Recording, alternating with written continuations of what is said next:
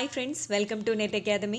ഈ ക്ലാസ്സിൽ ഞാൻ എക്സ്പ്ലെയിൻ ചെയ്യുന്നത് UGC NET paper 1 logical reasoning എന്ന പാർട്ടിൽ വരുന്ന ഇൻഡക്റ്റീവ് ആൻഡ് ഡിഡക്റ്റീവ് റീസണിംഗ് ആണ്. നെറ്റ് എക്സാമിൽ എല്ലാ തവണയും ഈ ഒരു ടോപ്പിക്കിൽ നിന്ന് ക്വസ്റ്റ്യൻസ് ചോദിക്കാറുണ്ട്. ഈ ക്ലാസ്സിൽ ഞാൻ ഇൻഡക്റ്റീവ് ആൻഡ് ഡിഡക്റ്റീവ് റീസണിങ്ങിൻ്റെ തിയറി പാർട്ടായിരിക്കും എക്സ്പ്ലെയിൻ ചെയ്യുന്നത്. പ്രീവിയസ് ഇയർ ക്വസ്റ്റ്യൻസ് നെക്സ്റ്റ് ലെസണിൽ എക്സ്പ്ലെയിൻ ചെയ്യുന്നതായിരിക്കും.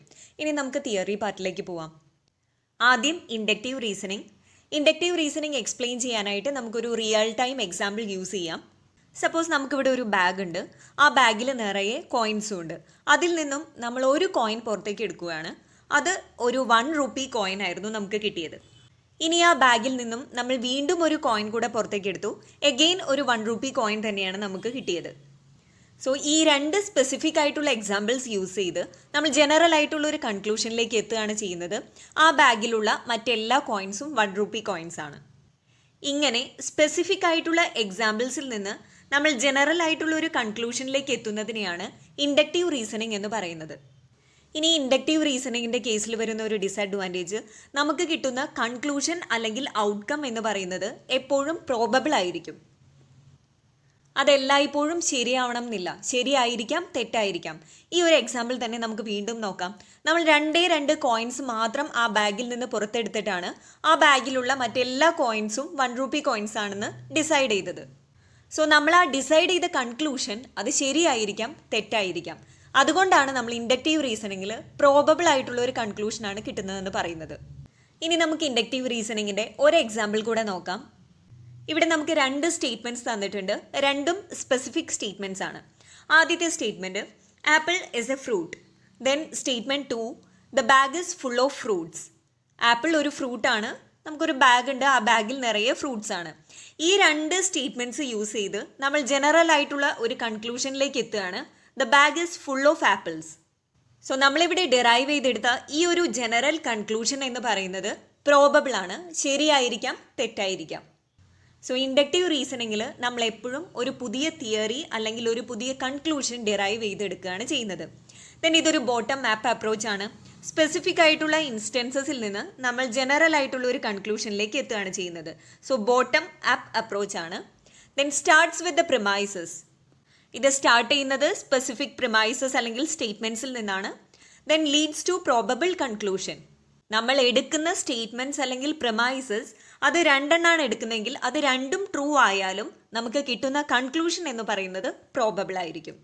എക്സാം പോയിന്റ് ഓഫ് വ്യൂവിൽ ഈ ഇൻഡക്റ്റീവ് റീസണിങ്ങിൻ്റെ കേസിൽ ഏറ്റവും കൂടുതൽ ഓർത്തിരിക്കേണ്ടത് ഈ ഒരു പ്രോബബിൾ കൺക്ലൂഷൻ്റെ കാര്യമാണ്. ഇത്രയാണ് നമുക്ക് ഇൻഡക്റ്റീവ് റീസണിങ്ങിൽ നോക്കാനുള്ളത്. ഇനി നമുക്ക് ഡിഡക്റ്റീവ് റീസണിങ്ങിലേക്ക് പോവാം. ഡിഡക്റ്റീവ് റീസണിങ് ഇൻഡക്റ്റീവ് റീസണിങ്ങിൻ്റെ എക്സാക്ട് ഓപ്പോസിറ്റ് ആയിട്ടാണ് വരുന്നത്. നമുക്ക് ജനറൽ ആയിട്ടുള്ള ഒരു തിയറി ഉണ്ടാവും. അതിൽ നിന്നും നമ്മൾ അതിൻ്റെ സ്പെസിഫിക് എക്സാമ്പിൾസിലേക്ക് എത്തുകയാണ് ചെയ്യുന്നത്. ഇവിടെ ഒരു എക്സാമ്പിൾ തന്നിട്ടുണ്ട്. 2 ജനറൽ സ്റ്റേറ്റ്മെൻറ്റ്സ് ആണ് തന്നിരിക്കുന്നത്. ആദ്യത്തെ statement, all dolphins are mammals. അത് ഓൾറെഡി പ്രൂവൺ ആയിട്ടുള്ള ഒരു സ്റ്റേറ്റ്മെൻ്റ് ആണ്. എല്ലാ ഡോൾഫിൻസും മാമൽസ് ആണ്.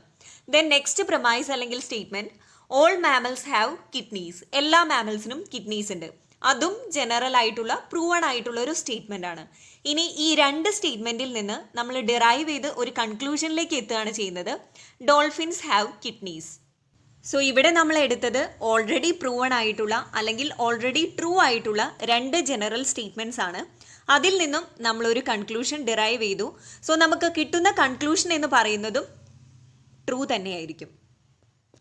So deductive reasoning, it starts with a general statement and examines the possibilities to reach a specific conclusion. So നമ്മളൊരു ജനറൽ സ്റ്റേറ്റ്മെൻറ്റിൽ നിന്നായിരിക്കും സ്റ്റാർട്ട് ചെയ്യുന്നത്. ദെൻ ഒരു സ്പെസിഫിക് കൺക്ലൂഷനിലേക്ക് എത്തുന്നു. ടോപ്പ് ഡൗൺ അപ്രോച്ച് ആണ്. ഒരു എക്സിസ്റ്റിംഗ് തിയറിയിൽ നിന്നാണ് നമ്മളത് സ്റ്റാർട്ട് ചെയ്യുന്നത്. ദെൻ അതിൻ്റെ സ്പെസിഫിക് ഇൻസ്റ്റൻസസ് അല്ലെങ്കിൽ എക്സാമ്പിളിലേക്ക് കൺക്ലൂഡ് ചെയ്ത് എത്തുകയാണ് ചെയ്യുന്നത്. Then if something is true of a class of things in general, then it is also true for all members of the class. ഒരു വലിയ ക്ലാസ് എടുത്താൽ ആ ക്ലാസ്സിന് കംപ്ലീറ്റ് ആയിട്ട് ആപ്ലിക്കബിൾ ആയിട്ടുള്ള അല്ലെങ്കിൽ ട്രൂ ആയിട്ടുള്ള ഒരു കാര്യം അതിലെ ഓരോ മെമ്പേഴ്സ് എടുത്തു നോക്കിയാലും ആ ഓരോ മെമ്പേഴ്സിനും ട്രൂ ആയിരിക്കും. ഈ ഒരു തിയറിയാണ് നമ്മൾ ഡിഡക്റ്റീവ് റീസണിങ്ങിൻ്റെ കേസിൽ യൂസ് ചെയ്യുന്നത്. Then conclusion follows necessarily or conclusively from its premises.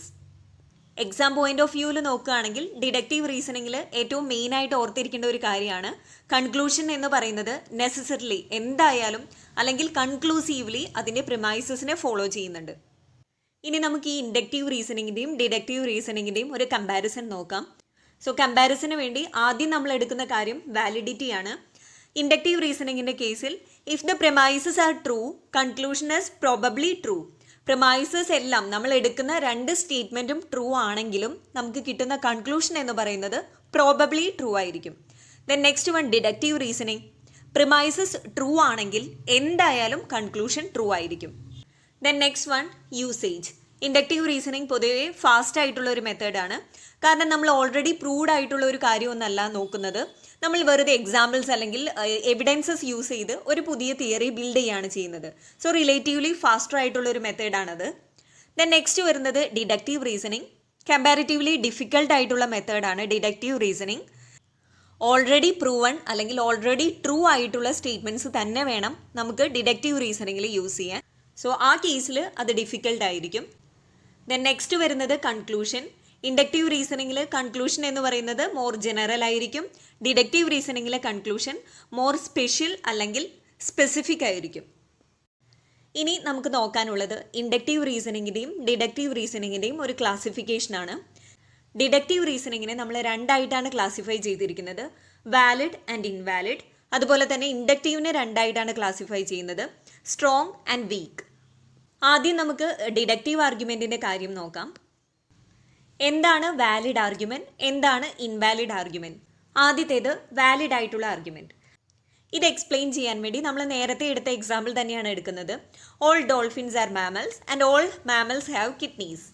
So ഇവിടെ നമുക്ക് തന്നിരിക്കുന്നത് രണ്ട് ട്രൂ സ്റ്റേറ്റ്മെൻറ്റ്സ് ആണ്. അതിൽ നിന്നും നമ്മൾ ഡെറൈവ് ചെയ്തെടുത്ത കൺക്ലൂഷനും ട്രൂ ആയിരുന്നു. ഇങ്ങനെ ട്രൂ പ്രിമൈസസിൽ നിന്ന് നമുക്കൊരു ട്രൂ കൺക്ലൂഷൻ കിട്ടുന്നതിനെയാണ് വാലിഡ് ആർഗ്യുമെൻ്റ് എന്ന് പറയുന്നത്. ഇനി ഇൻവാലിഡ് നോക്കാം. ആദ്യത്തെ premise all basket balls are round. ഇതൊരു ജനറൽ സ്റ്റേറ്റ്മെൻ്റ് ആണ്. അത് ഓൾറെഡി പ്രൂവൺ ആയിട്ടുള്ള അല്ലെങ്കിൽ ഓൾറെഡി ട്രൂ ആയിട്ടുള്ള ഒരു സ്റ്റേറ്റ്മെൻ്റ് ആണ്. Then next statement the earth is round. അതും ജനറൽ ആണ്, പ്രൂവ്ഡ് ആണ്. ദെൻ ഈ രണ്ട് സ്റ്റേറ്റ്മെൻറ്റ്സിൽ നിന്നും നമുക്കൊരു കൺക്ലൂഷൻ കിട്ടുന്നുണ്ട്, the earth is A basket ball. But ഇവിടെ നമുക്ക് കിട്ടുന്ന കൺക്ലൂഷൻ എന്ന് പറയുന്നത് ഫോൾസ് ആയിട്ടുള്ള കൺക്ലൂഷനാണ്. രണ്ടും ട്രൂ പ്രിമൈസ് ആയിരുന്നു നമ്മൾ എടുത്തത്, ബട്ട് നമുക്ക് കിട്ടിയ കൺക്ലൂഷൻ എന്ന് പറയുന്നത് ഫോൾസ് ആണ്. സോ ഇതിനെ നമ്മൾ ഇൻവാലിഡ് ആർഗ്യുമെൻ്റ് എന്നാണ് വിളിക്കുന്നത്. ഇത്രയാണ് വാലിഡ് ആൻഡ് ഇൻവാലിഡ് കേസസ്. ഇനി നമുക്ക് സൗണ്ട് ആൻഡ് അൺസൗണ്ട് എന്താണെന്ന് നോക്കാം. ആദ്യം നമുക്ക് സൗണ്ട് ആർഗ്യുമെൻ്റ് എന്ന് വെച്ചാൽ എന്താണെന്ന് നോക്കാം. നമുക്ക് കിട്ടുന്ന കൺക്ലൂഷൻ അല്ലെങ്കിൽ നമ്മൾ ഡിറൈവ് ചെയ്തെടുക്കുന്ന കൺക്ലൂഷൻ വാലിഡ് ആണ്. അതുപോലെ തന്നെ നമ്മൾ എടുത്ത സ്റ്റേറ്റ്മെൻറ്റ്സിൻ്റെ ഒരു ട്രൂത്ത് വാല്യൂ അനാലിസിസ് നടത്തുമ്പോൾ ആ രണ്ട് സ്റ്റേറ്റ്മെൻറ്റ്സ് എഗെയിൻ നമുക്ക് ട്രൂ ആയിട്ട് കിട്ടുകയും ചെയ്യുകയാണെങ്കിൽ നമ്മൾ അതിനെ സൗണ്ട് എന്ന് പറയും.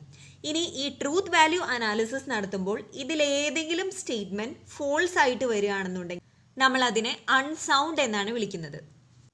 അതായത് വാലിഡ് കൺക്ലൂഷൻ ആണ്, ബട്ട് ഏതെങ്കിലും ഒരു പ്രിമൈസ് തെറ്റാണെങ്കിൽ അല്ലെങ്കിൽ ഫോൾസ് ആവുകയാണെങ്കിൽ നമ്മൾ അതിനെ അൺസൗണ്ട് എന്ന് വിളിക്കും.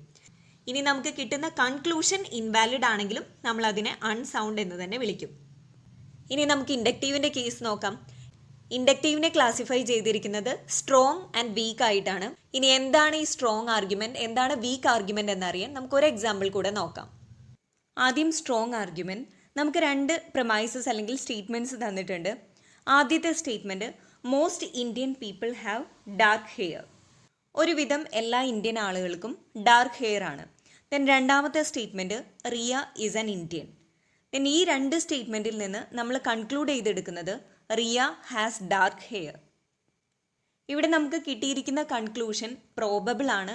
റിയയ്ക്ക് ഡാർക്ക് ഹെയർ ആവാം, അല്ലാതിരിക്കാം. ബട്ട് ആവാനുള്ള ചാൻസ് കൂടുതലാണ്. Most Indian people have dark hair എന്നാണ് പറയുന്നത്. കൂടുതലും ഇന്ത്യൻ പീപ്പിൾസിന് ഡാർക്ക് ഹെയർ ആണ്. ആ ഒരു കേസിൽ നിന്നാണ് നമ്മൾ ഇങ്ങനെ ഒരു കൺക്ലൂഷനിലേക്ക് എത്തുന്നത്. സോ അത് കറക്റ്റ് ആവാനുള്ള ചാൻസ് കൂടുതലാണ്. അതുകൊണ്ടാണ് നമ്മളതിനെ സ്ട്രോങ് ആർഗ്യുമെൻ്റ് എന്ന് പറയുന്നത്. ഇനി വീക്ക് ആർഗ്യുമെൻറ്റ് നോക്കാം. നമുക്ക് ആദ്യത്തെ premise most Indian people have dark hair. Then second premise ആയിട്ട് തന്നിരിക്കുന്നത് Riya has dark hair.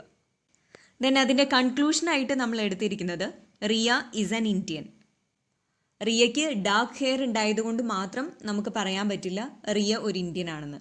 So അവിടെ നമുക്കൊരു വീക്ക് കൺക്ലൂഷനാണ് അല്ലെങ്കിൽ ഒരു വീക്ക് ആർഗ്യുമെൻ്റ് ആണ് കിട്ടുന്നത്. ഇനി നേരത്തെ നമ്മൾ ഡിഡക്റ്റീവിൻ്റെ കേസിൽ സൗണ്ട് ആൻഡ് അൺസൗണ്ട് പറഞ്ഞ പോലെ തന്നെ ഇൻഡക്റ്റീവിൻ്റെ കേസിൽ കോജൻറ്റ് ആൻഡ് അൺകോജൻറ്റ് വരുന്നുണ്ട്. നമുക്ക് കിട്ടിയിരിക്കുന്ന കൺക്ലൂഷൻ സ്ട്രോങ്ങുമാണ്. അതുപോലെ തന്നെ നമ്മൾ എടുത്ത സ്റ്റേറ്റ്മെൻറ്റ്സിൻ്റെ ട്രൂത്ത് വാല്യൂ അനാലിസിസ് നടത്തുമ്പോൾ ആ രണ്ട് സ്റ്റേറ്റ്മെൻറ്റ്സും ട്രൂ ആണെങ്കിൽ നമുക്കതിനെ കിട്ടുന്ന ആർഗ്യുമെൻറ്റിനെ നമ്മൾ കോജൻറ്റ് എന്നാണ് വിളിക്കുന്നത്. ബട്ട് ട്രൂത്ത് വാല്യൂ അനാലിസിസ് നടത്തുമ്പോൾ ഏതെങ്കിലും ഒരു സ്റ്റേറ്റ്മെൻറ്റ് ഫോൾസ് ആയി കഴിഞ്ഞാൽ നമ്മൾ അതിനെ അൺകോജൻറ്റ് എന്നാണ് വിളിക്കുന്നത്.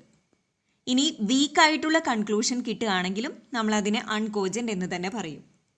സോ ഇത്രയാണ് ഇൻഡക്റ്റീവ് ആൻഡ് ഡിഡക്റ്റീവിൻ്റെ ഒരു ക്ലാസിഫിക്കേഷൻ. ഇനി അടുത്ത ക്ലാസ്സിൽ ഞാൻ ഇതിൻ്റെ പ്രീവിയസ് ഇയർ ക്വസ്റ്റ്യൻസ് എക്സ്പ്ലെയിൻ ചെയ്യുന്നതായിരിക്കും. താങ്ക്